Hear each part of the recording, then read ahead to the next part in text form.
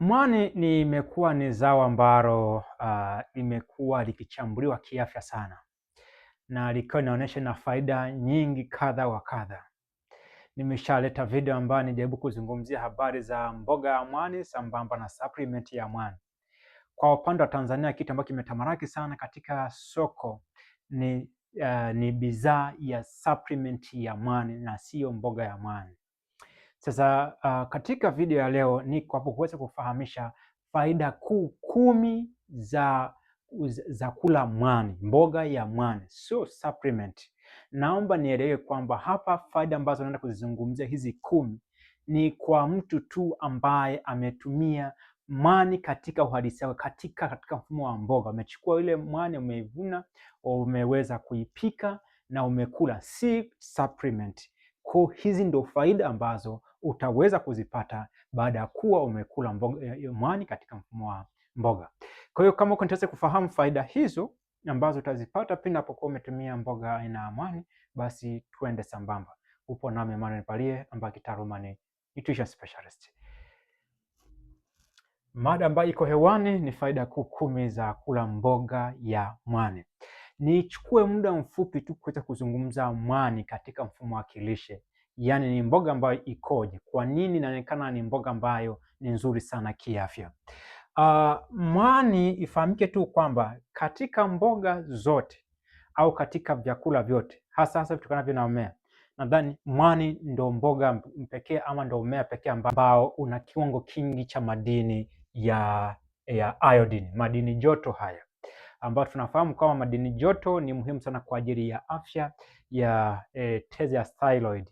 Na thyroid inazalisha homoni za thyroid ambazo zina kazi mbalimbali kwenye mwili wa binadamu, kianzia masuala ya ukuaji, kucontrol joto la mwili, mapigo ya moyo na vitu vingine kadha kadha, zikiwa na masuala mengine ya kimetabolic. Habari za issue ya thyroid, na ni madini haya ya joto yanahitajika kwa ajili ya afya njema ya tezi hiyo ya thyroid. Lakini fahamu tu kwamba tena mwani katika vyakula asili ya mimea ni moja ya chakula ambacho kimesheheni au kina vitamini B12, lakini na vitamini nyingine kama vitamini A na vitamini C. Kwa hiyo kuna hizi vitamini zipo kwa for sure. Hii ni mboga pia ambayo imejitahidi kuwa na virutubisho hivi. Nadhani kwa upande wa mboga za majani mwani ni chanzo kizuri sana cha vitamini B12 pia. Ifahamike tu tena kwamba kwenye mboga ambazo ama kwenye vyakula asili ya mimea, mwani pia ni moja ya chakula ambacho kina kiwango pia kizuri cha mafuta ya omega 3 ambayo tunafahamu faida yake. Kuna aina mbalimbali za mafuta, baadhi ni mazuri, mengine si mazuri, lakini mafuta ya omega 3 haya ni mazuri sana hapo kwenye mboga hii ya mwani. Lakini fahamu pia kwamba mwani ni chanzo kizuri sana cha madini ya aina mbalimbali.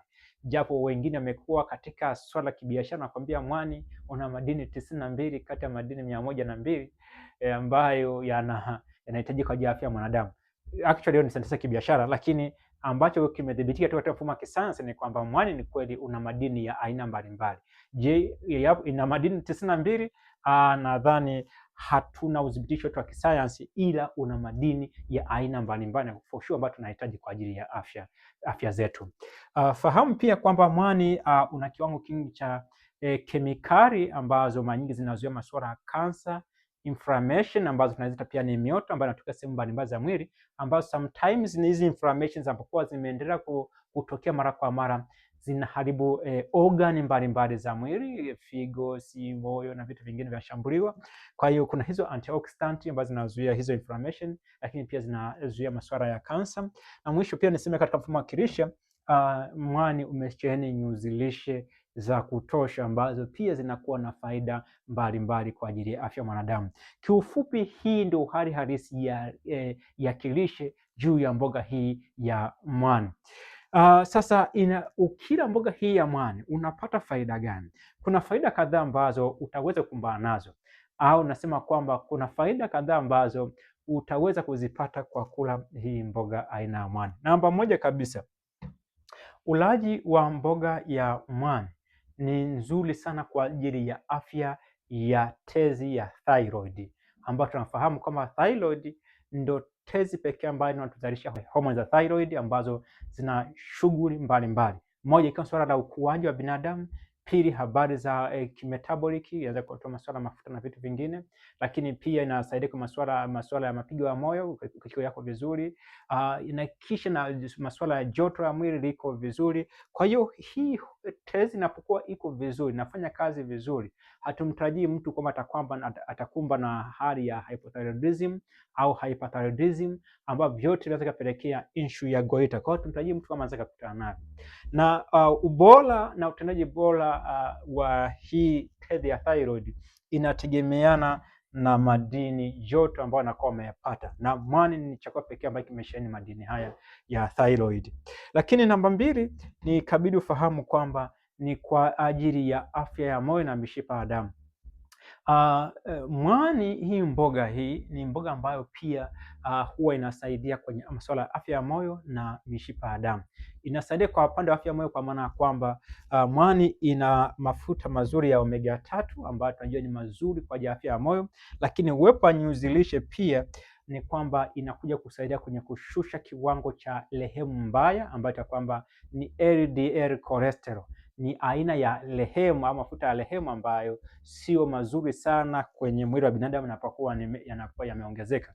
Kwa hiyo uwepo wa nyuzi lishe kwenye mboga hii ya mwani ni kwamba inasaidia kuweza kushusha haya mafuta ambayo ni mabaya au mafuta ya lehemu haya. Mwisho wa siku ni kwamba hii inakuwa ni faida kwa maana kwamba imelinda afya ya mishipa ya damu kiasi kwamba haiwezi kushambuliwa na mafuta ya lehemu mabaya na kupelekea issue ya the atherosclerosis. Kwa hiyo hii inakuwa ni bora sana. Kwa hiyo fahamu kwamba ni nzuri kwa ajili ya afya ya moyo na mishipa ya damu. Lakini tatu ni kwamba inasaidia kurekebisha ongezeko la sukari kwenye damu. Hii mboga aina ya mwani. Fahamu kwamba mwani ina compound ambayo kwamba ni aragonite, ambayo ni aina fulani ya nyuzi lishe ambazo hii compound ni kwamba inafanya kazi ya kuweza kuongeza utendaji bora wa homoni ya insulin ama kichocheo cha insulin, ambayo tunafahamu kwamba insulin ni moja ya homoni ambayo inasaidia kucontrol ongezeko la sukari kwenye damu yako. Kwa hiyo hii ni faida nyingine ambayo unaweza kuipata kwa kutumia mwani. Lakini kufahamishe tu kwamba baadhi wamekuwa wakisema kwamba mwani ni dawa ya kisukari. Hapana, sio dawa ya kisukari, ila sema tunapokuwa naitumia ni sehemu ya vyakula ambavyo vinaweza kusaidia kucontrol ongezeko la sukari kwenye damu yako. Kwa hiyo ni kitu ambacho nataka ukifahamu wewe.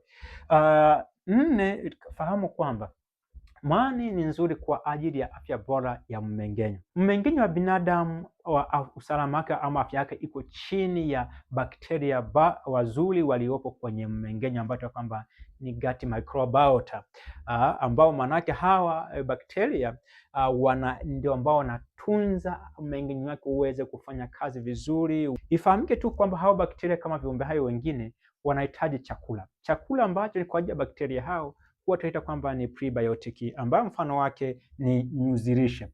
Nyuzi lishe ni moja ya prebiotic ambayo ni maalum kwa ajili ya kulisha bakteria bora waliopo kwenye mmeng'enyo ambao ndio wanalinda usalama wa mmeng'enyo wetu.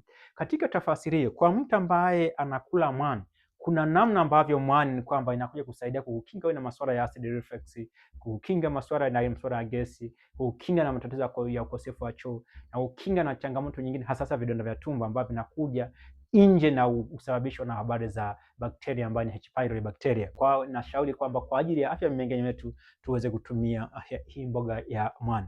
Namba 5, fahamu kwamba mwani ni nzuri kwa ajili ya afya ya ngozi ya binadamu.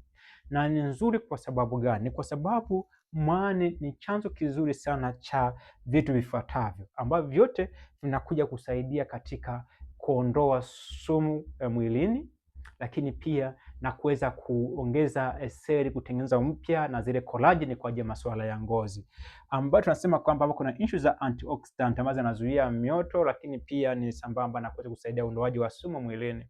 Lakini kuna issue za vitamin C na vitamin A na vitamin E, bila kusahau B12, zote kwa pamoja huwa ni nzuri sana katika afya ya ngozi ya binadamu. Na mwisho hapo tunasema kwamba kuna issue za nyuzi lishe ambazo tunafahamu kwamba inasaidia kuondoa sumu ambazo zimetoka kwenye mwili wako. Ini huwa inakusanya zile sumu na mwisho wa siku inakuja kuzidampu ama kuzitupa kwenye utumbo, mfumo wako wa mmeng'enyo, na ambapo sasa mwisho wa siku akula nyuzi lishe huwa hizi nyuzi zile zinashikilia zile sumu na kuja kuzitoa, ambapo unakuja kuzitoa kwa njia ya choo. Kwa hiyo fahamu kwamba nyuzi lishe nayo pia ni sehemu ya kitu ambacho muhimu sana kwa ajili ya afya ya ngozi. Kwa hiyo vyote hivi vinafanya kazi ya kuondoa sumu. Mwisho wa siku mtu anajiita kwamba na afya njema ama ngozi yako inakuwa na nuru. Hii ni namba 5. Namba 6, mwani ni moja ya chakula ambacho ni kizuri sana katika kuzuia aina mbalimbali za saratani. Na hii ni kwa sababu gani? Ni kwa sababu ni imesheheni antioxidant.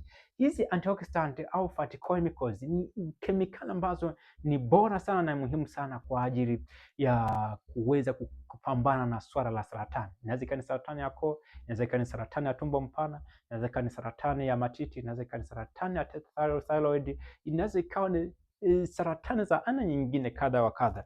Hizi phytochemicals zinafanya kazi vizuri sana na zinapatikana kwenye mwani. Kwa wale ambao washawahi kuona mwani ambao wako kwenye maeneo ambayo wanalima mwani, ni kwamba ifahamike tu kwamba kuna aina mbalimbali za mwani. Kuna mwani ambao ni wa rangi nyeupe, kijani, si papo. Kuna rangi kadhaa za mwani na zote ni aina phytochemicals ambazo zinakuwa zinaashiria kupambana dhidi ya magonjwa ya aina tofauti tofauti. Ndio maana nasema kwamba mwani ni mzuri sana kwa ajili ya kupambana na aina mbalimbali za saratani. Namba 7, mwani ni kwamba inasaidia kwenye swala kupungua uzito. Inasaidiaje mwani?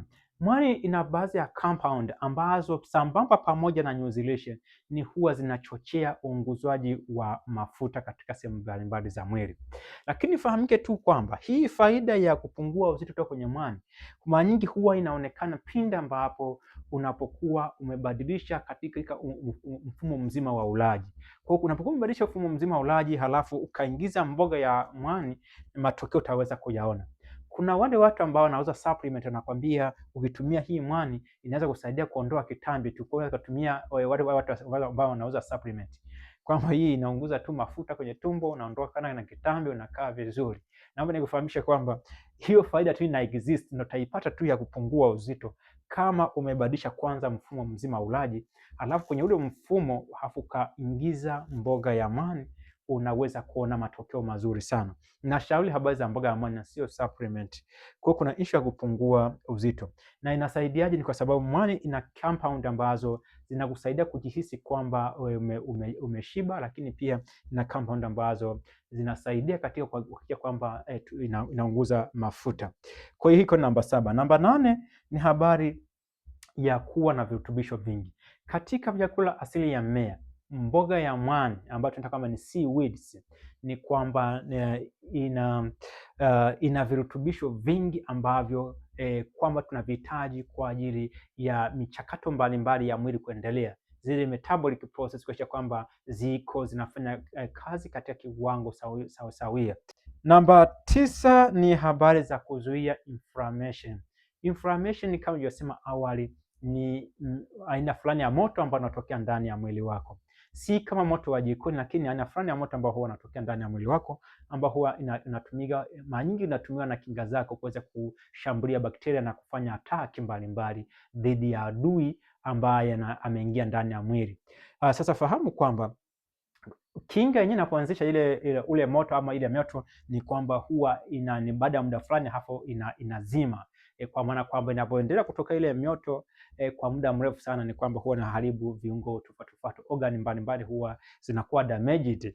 Kwa katika tafasiri hiyo, uwepo wa antioxidant kwenye mboga hii ya mwani inasaidia kuhakikisha kwamba hii mioto ambayo sio ya lazima, inflammation ambazo sio za muhimu, ambazo sio za lazima, basi zinakuwa zina turn off.